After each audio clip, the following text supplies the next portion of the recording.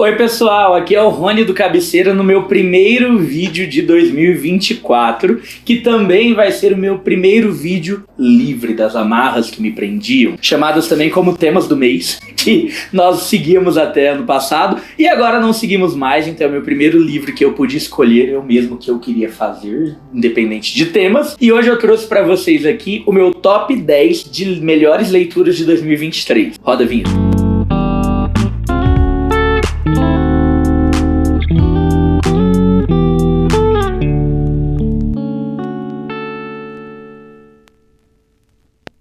Pessoal, eu pensei nesse vídeo, assim, que não é uma tradição, é a primeira vez que eu tô gravando o vídeo de melhores leituras, top 10, porque esse ano eu li realmente muita coisa boa. Na verdade, não é que eu li muita coisa, mas eu li muita coisa boa, entendeu? Então, tudo que eu li, meio que eu queria sair falando pras pessoas, gente, lê esse livro também. Eu juro pra vocês, sem brincadeira, que o 10º livro poderia muito bem estar, tipo, no meu top 5 em anos anteriores, porque eu fui muito assertivo nas minhas escolhas, então pega caneta, pega papel, anota as minhas indicações, porque com certeza se você fizer alguma dessas leituras, pode ser que ela também esteja no seu top 10 do ano que vem, sem mais enrolação, porque afinal de contas são 10 livros e eu sou prolixo. Vamos começar com o 10º lugar, que é um livro que eu gostei muito de ler, da nossa rainha do crime, que se chama A Noite das Bruxas. A Noite das Bruxas nada mais é do que o livro do Halloween, dos livros da Agatha Christie, né? A Agatha Christie tem trocentos mil livros e livros de diversas temáticas. Esse é o livro que se passa no Halloween, que é ambientado nessa temática.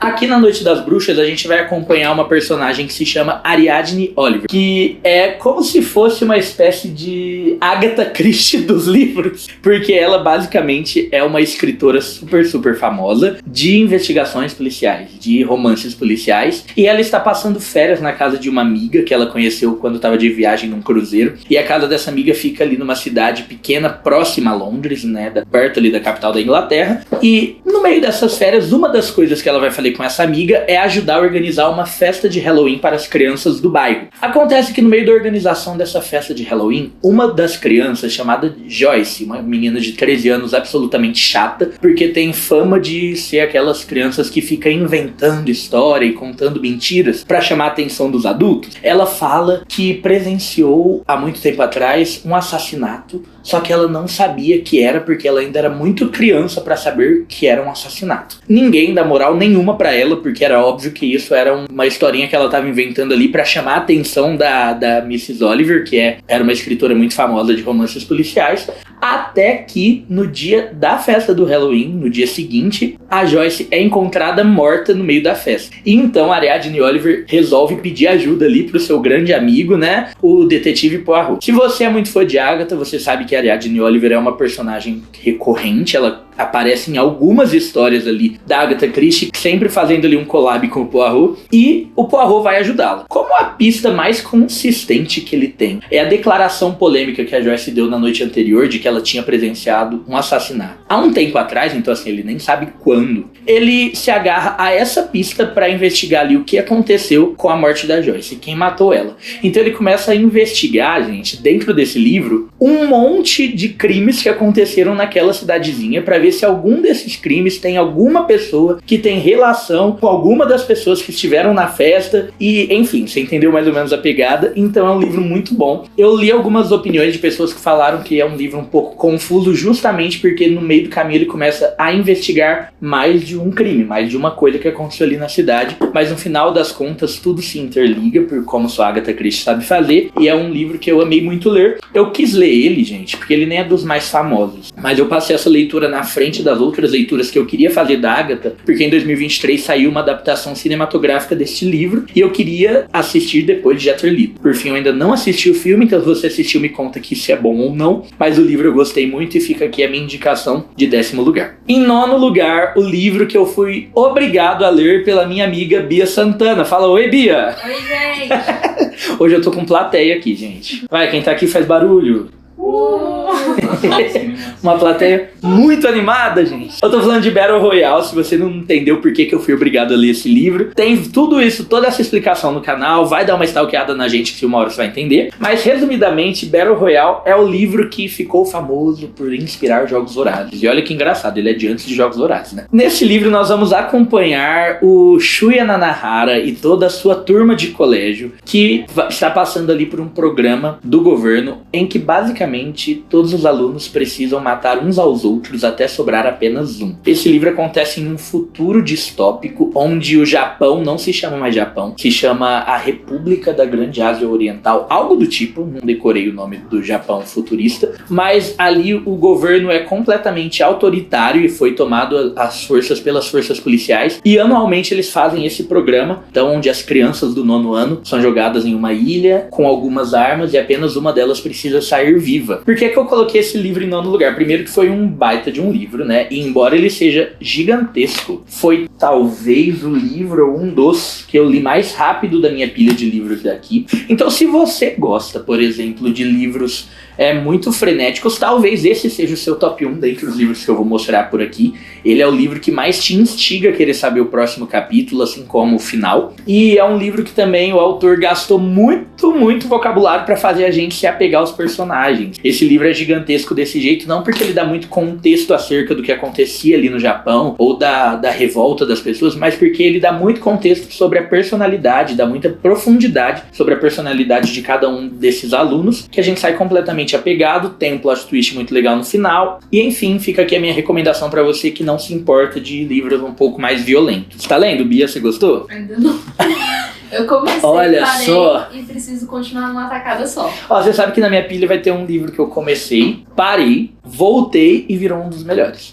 Então tudo pode acontecer. Em 8º lugar, pessoal, eu vou compartilhar com vocês um livro que foi uma surpresa pra mim. Na verdade, eu comprei esse livro porque eu vi a HarperCollins junto com a Thomas Nelson Brasil, que são as editoras do Lewis. Cadê a HarperCollins aqui? Livro aqui, ó. Tá atrás. Aqui, a Thomas Nelson Brasil. É isso. Eu vi eles divulgando arduamente o trabalho de uma moça, um livro super contemporâneo de uma escritora brasileira, a menina deve ser mais nova do que eu, escrito pela Sara Guzella, e esse livro foi vendido, pelo menos foi assim a campanha editorial da Thomas Nelson, como um livro inspirado nas aventuras cristãs de Lewis e de Tolkien. Então, foi com essa expectativa que eu peguei a escolha do verão e me diverti muito com essa leitura, pessoal. Aqui a gente vai acompanhar um universo também todo construído, assim como Tolkien gostava de fazer, né? Construir os pormenores do universo, as regras que regiam ali todo o funcionamento, desde a natureza até tudo. Aqui vai ter a mesma coisa, é uma fantasia, onde a gente vai acompanhar um universo todo construído e a gente vai ver uma vila que era um pouco reclusa do restante da sociedade, chamada Vila de Tate, que ficava escondida pelos arbustos e pelas árvores e pelas montanhas e que nunca tinha conhecido nada fora dessa vila. É uma vila muito específica, com regras muito próprias, e nos primeiros capítulos a gente vai começar a conhecer um pouco dessas regras, mas que tem uma criança em específico que se chama Beor, que é o menino que a gente vê em cima desse cavalo aqui na capa, que não se contentava com a vida, com o futuro ali que ele poderia ter apenas em Tate, que embora fosse uma comunidade muito harmoniosa, em que pouquíssimos desastres ocorreram na história, assim como nunca teve crime, era uma vila muito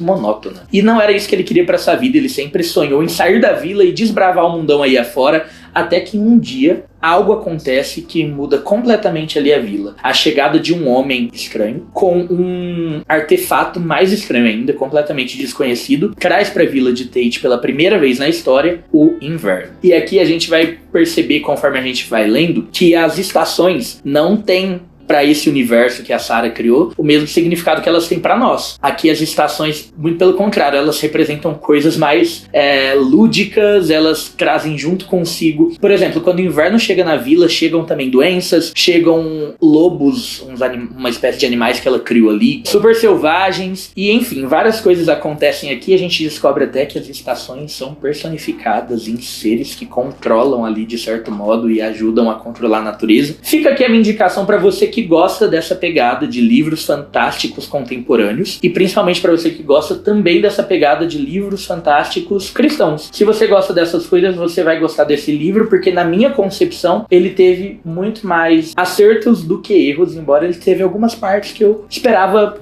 caminhos diferentes aqui dos personagens. Fica aqui a minha recomendação, a escolha do verão em 8º lugar. Em 7º lugar, saindo do nacional contemporâneo e indo pro nacional clássico, Helena de Machado de Assis. É óbvio que ia ter que ter Machadão aqui, meu autor brasileiro favorito da vida. Essa obra me surpreendeu muito, porque Helena não é um dos seus livros mais falados, não é também um dos seus livros menos falados, mas enfim, não tá na tríade machadiana dos livros, como chama? Dos livros realistas. Esse é um livro que foi escrito na época romântica de Machado, quando ele ainda estava dentro da escola literária romancista. E aqui a gente vai ser teletransportado lá pro Rio de Janeiro, do Segundo Império, no século XIX, e a gente vai acompanhar uma família carioca da elite, tendo a sua vida ali sendo completamente mudada quando o patriarca morre e deixa em seu testamento um anúncio muito inesperado por aqueles da família que sobreviveram. Ali ele confessa que ele teve uma filha fora do seu matrimônio, e essa filha se chama Helena, já tem 15 anos de idade, ninguém da sua família sabia da existência dessa menina, e ele coloca junto com essa informação uma condição para que as demais pessoas recebam ali a sua parte da herança. Elas precisam trazer Helena para dentro de suas casas, ali na mansão onde ele vivia. Já falei que ele fazia parte da elite carioca do Brasil, e essa menina chega e junto com ela chegam um monte de mistérios. Esse livro é muito surpreendente, ele também te instiga, é óbvio que ele tem outra pegada comparado a esses livros que eu falei anteriormente aqui, que são livros contemporâneos, mais frenéticos. Helena tem o ritmo dele, mas é um livro muito legal que eu gostei muito de ter lido, resenhei nesse ano. Se você quiser saber um pouco mais, inclusive, vai procurar aí que eu falo bastante sobre esse livro, e inclusive sobre essa edição que eu tô segurando aqui, da Antofágica. 7º lugar. Em 6º lugar, um livro que com certeza vocês já ouviram falar por aqui no canal, mas talvez seja a primeira vez que vocês vão ouvir falar dele por mim. Esse livro aqui a Lívia já trouxe diversas vezes, eu tô falando de Noite Sem Fim, da Agatha Christie, que foi o primeiro livro, né, Lívia, que você leu, da Agatha. Não foi o primeiro livro que eu li da Agatha, mas foi um dos livros mais surpreendentes que eu li dela. Não interprete isso que eu vou falar a seguir como uma crítica. Eu gosto. Mas a Agatha Christie tem um padrão, tem uma fórmula, tem algo que nós podemos esperar das suas obras. E esse livro quebra completamente isso. Na verdade, a gente começa lendo esse livro, parece que a gente tá lendo um romance. Só que um romance meio gótico, sabe? Um romance em que as coisas não se encaixam perfeitamente, mas assim, a impressão que dá é que eu tava lendo um romance meio gótico e não um livro de mistério. A gente vai acompanhar a história de um moço chamado Mike Rogers pelas suas próprias palavras. Esse é um livro narrado na primeira pessoa e Mike logo se apresenta como um cara que não tem lá muita perspectiva de vida, nunca parou muito em um mesmo emprego, ele tá mais afim de curtição do que levar as coisas a sério. Isso, inclusive, faz dele alvo de muitas críticas severas da sua própria mãe, até que ele se encontra com uma jovem garota americana, muito rica, chamada Ellie, em um casarão que foi apelidado ali pela vizinhança como Passo do Cigano. Reza uma lenda que esse casarão é amaldiçoado e que ali coisas perturbadoras já aconteceram outrora. Eis que esse casal que se conhece ali começa a construir uma relação, e com essa relação o Mike começa a sonhar muitas coisas. Uma delas é construir a sua vida com a sua amada, aquela pessoa que ele conheceu, no Passo do Cigano. Óbvio que ele não tem dinheiro nenhum para comprar o Passo do Cigano, mas aqui a gente vê muitas coisas acontecendo, e eu acho que é só até aí que eu posso falar desse livro. Sabe aquele livro que é difícil até você dar uma sinopse sem você esbarrar ali talvez num spoiler? Esse é o tipo de livro, mas o que eu posso te dizer é que talvez seja a obra mais meticulosa, assim, da Agatha Christie. Aquela obra que ela mais gastou tempo para escrever, sabe? Que você, enquanto você está lendo, é um livro bom, mas depois que você termina e você volta nele, parece que a leitura fica melhor ainda, que parece que o livro, após o seu término, cresce dentro de você, assim, seus pensamentos sobre o livro. A Agatha gastou muito para fazer esse livro, gastou muito tempo, porque realmente não é o tipo de livro que você sai escrevendo, é tudo calculado. Ela chegou ali no ápice das suas meticulosidades como escritora de mistério. Então fica aqui a minha recomendação para você que, assim como eu, é fã de mistério, afinal de contas já é o segundo livro da Agatha que eu coloco.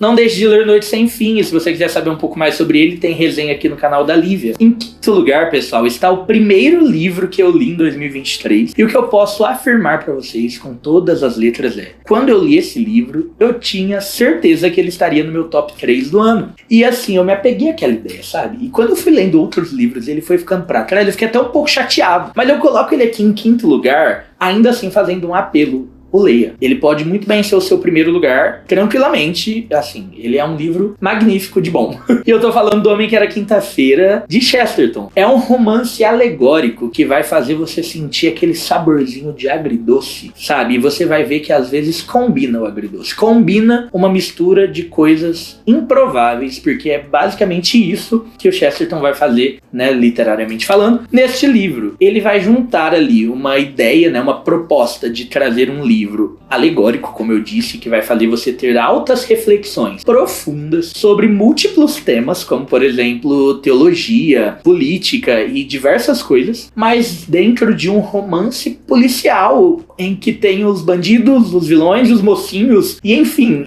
tudo isso junto é muito bom. Eu não imaginaria que seria algo tão bom até eu ler esse livro, então leia O Homem que Era Quinta-feira. Falando um pouco sobre a sinopse desse livro, basicamente a gente vai acompanhar a história do Gabriel Syme. Ele era um detetive poeta que precisa se infiltrar em uma facção criminosa de anarquistas que era conhecida ali por ter os dias da semana como codinomes. E ali vaga um lugar para alguém se tornar o Quinta-feira dentro dessa facção, que é chefiada pelo Domingo, e ele tenta entrar para essa facção se passando ali por um anarquista também, mas na verdade ele estaria só investigando essa facção criminosa. Gente, plot atrás de plot, assim, né? É um romancezinho pequeno, mas é um livro muito pequeno, muito rápido, que ficou, sabe, assim, no meu paladar por muito tempo, depois da leitura. Ficou.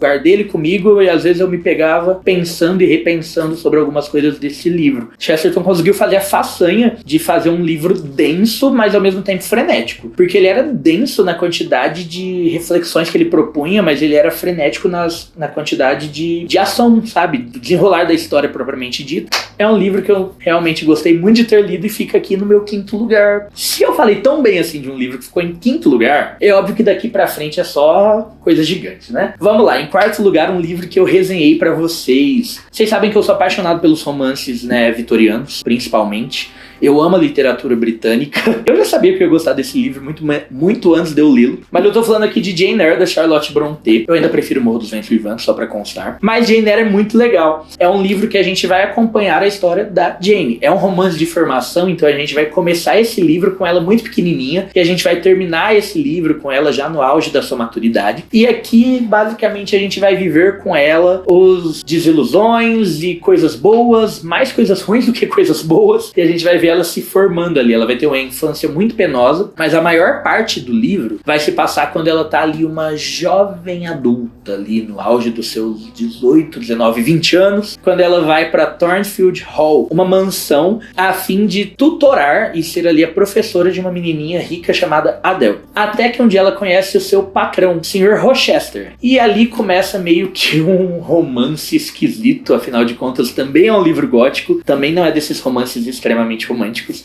mas ali junto com o Sr. Rochester, então, a gente vai acompanhar a história da Jane Eyre. E esse livro talvez só roubou o lugar pra mim do Homem que Era Quinta-feira pelo seu volume, né, gente? É um livro muito grande, não tem como a gente comparar um livro tão pequeno que a gente lê tão rapidinho com um livro que eu fiquei, sei lá, 3 meses lendo, sabe? Ele tomou muito tempo de mim, ele ficou muito... Eu fiquei lendo ele muito tempo, a gente se apega aos personagens, então a gente tem um pouco mais de dificuldade de sair do livro depois, então por isso aqui está a Jane Eyre em quarto lugar. Vamos agora para o top 3, rufam os tambores.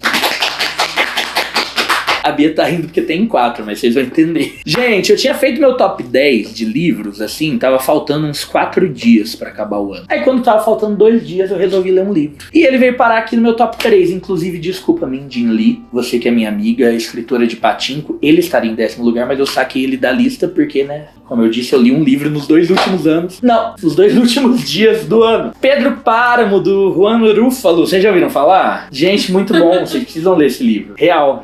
Vou falar sobre ele, Bia, pra você especificamente, ó. Esse é o livro que eu falei que eu comecei, parei, voltei e gostei muito.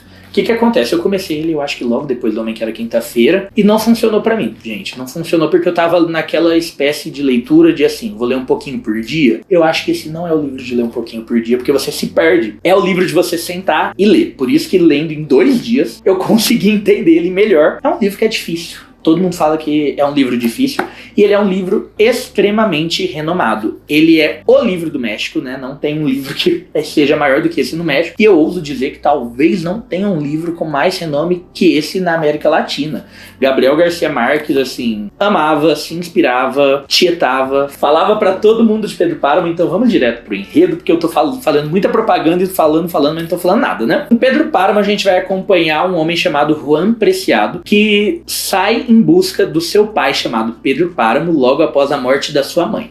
Então no leito de morte a sua mãe o faz prometer pra ela que ele vai procurar o seu pai, que ele nunca tinha conhecido, não sabia nem o nome, que morava em uma cidade chamada Comala, no interior do México. Então sai nessa viagem rumo a Comala, que é descrita ali no meio do caminho pelas pessoas que ele encontra como uma cidade fantasma, em que não há nenhum habitante. Acontece que no meio do caminho ele encontra muitas pessoas e em Comala também. Gente, esse livro, que o torna tão genial, basicamente, é que é um livro que vai retratar de uma forma muito honesta a realidade das pessoas ali do México em diversos tempos. Um deles, inclusive, foi durante a Revolução Mexicana, que foi muito importante ali pro México, mudou muito a realidade dessas pessoas do campo. E vai fazer isso, né? Vai retratar ali. É um livro extremamente regional. Você vai se sentir dentro do México com um chapéuzão na cabeça. Mas vai fazer isso com uma narrativa completamente surpreendente, que vai costurando ali de uma forma muito primorosa diversas linhas temporais e personagens vivos e mortos e tudo junto e misturado. Se essa premissa pra você parece um pouco de bagunça, saiba que definitivamente não tem nada de bagunçado nesse livro, muito pelo contrário. Juan Rúfalo, eu estou falando o Eri assim, porque no México eles falam isso. Ele foi um cara que escreveu esse livro, depois reescreveu, depois reescreveu e depois cortou até ficar só os ossos. Essa foi a expressão que ele mesmo utilizou. Basicamente o que você precisa saber desse romance é que não existe nada nesse livro que não é muito essencial de estar nesse livro. E no final das contas tudo se enlaça, tudo se interliga. Então se você começar essa leitura assim como eu e achar um pouco confusa, não desista. Vai valer muito a pena a experiência de no final entender por completo as nuances desse romance, que é deveras legal e emocionante. Pedro Páramo, meus amigos, leiam, apenas leiam. Segundo lugar, pessoal, em segundo lugar nós vamos falar sobre um dos livros que foi uma das melhores surpresas de 2023 para mim, As Aventuras de Huckleberry Finn, que é um dos livros mais importantes também para a literatura americana, né? Ele foi o livro que virou a chavinha ali da literatura americana. Antes dele era uma era, depois dele foi a era de ouro da literatura americana. Pessoas como, por exemplo, Hemingway eram extremamente fãs dessa obra, que é a obra-prima de Mark Twain. E aqui nas Aventuras de Huckleberry Finn, a gente vai ter uma continuação? Não, um spin-off. Eu explico um pouco melhor sobre o que é um spin-off na minha resenha de Huckleberry Finn, que foi gravada esse ano também, de As Aventuras de Tom Sawyer. Por isso que eu trouxe esses 2 livros, entendeu? É só pra falar de Huckleberry Finn. Aqui nas Aventuras de Tom Sawyer nós somos introduzidos a esse universo que Mark Twain cria, e aqui nas Aventuras de Huckleberry Finn a gente continua a história com o Huck sendo o protagonista. Mas qual é esse universo? Enfim. Aqui a gente vai acompanhar uma história que vai se passar em uma cidade ribeirinha, que ficava ali bem no interior dos Estados Unidos também, numa era pré-abolição da escravatura. Então ali onde os escravos ainda existiam e era comum que os seus senhores tivessem os escravos. Nas Aventuras de Huckleberry Finn a gente vai ter um menino marginalizado que apanhava do seu pai, querendo fugir do seu pai agressor, até que ele se encontra em uma ilhazinha ali com um escravo que também estava fugindo, chamado Jim. E esse escravo tinha um plano, que era de pegar o rio Mississippi, que corta de norte a sul dos Estados Unidos, e fugir de onde ele morava até a outra ponta, onde a abolição da escravatura já estava começando a acontecer de maneira gradual. Acontece que as aventuras que esses dois passam, os personagens icônicos que eles conhecem no meio dessa aventura pelo pelo rio Mississippi, e principalmente a relação de amizade que eles constroem um com o outro, é uma das melhores coisas que já foram escritas em caneta e papel dentro da literatura. Você precisa ler esse livro, que é um infanto-juvenil, muito embora é um livro que pode ensinar muito a vocês adultos. É um livro que secundariamente vai falar também sobre escravidão, vai falar também sobre racismo e vai falar também sobre diversos assuntos que precisam ser falados, mas de uma forma muito leve. É um livro muito gostoso, polêmico, né? Ele foi cancelado inúmeras vezes por trazer centenas de vezes a palavra nigga ou nigger aqui dentro dele, mas tem contexto, gente. Aí a pessoa vai lá ler e falar, tá escrito nigger, cancela. Não, pelo amor de Deus, lê. Aí, segundo lugar. E chegamos ao primeiríssimo lugar do meu top 10, melhor top 10 que eu já construí em todos os anos. E eu li um livro icônico que eu tinha vergonha de ainda não ter lido. Eu li no começo do ano. Talvez seja meio apelão ele tá aqui em primeiro lugar, porque eu acho que nenhum livro conseguiria batê-lo pela ideia que eu criei dele também, sabe? Então, mas beleza. Sei que muitas pessoas vão concordar comigo que ele é tudo isso, não é, Bia? Eu estou falando do Hobbit, de Tolkien. Gente, quer me ganhar? Me dá um livro que, assim, tem toda uma natureza própria, foi... Tudo que você gosta. Tudo que eu gosto, entendeu? É uma fantasia, um universo todo próprio, com seres específicos e um funcionamento muito específico. Gente, não tem como eu não gostar de algo como Hobbit ou Nárnia. Nárnia é um dos meus livros favoritos da vida e o Hobbit também se tornou. Aqui a gente vai ter a melhor porta de entrada possível, inclusive, para as Terras-médias. Você que não conhece nada dela, começa pelo Hobbit, né, Bia?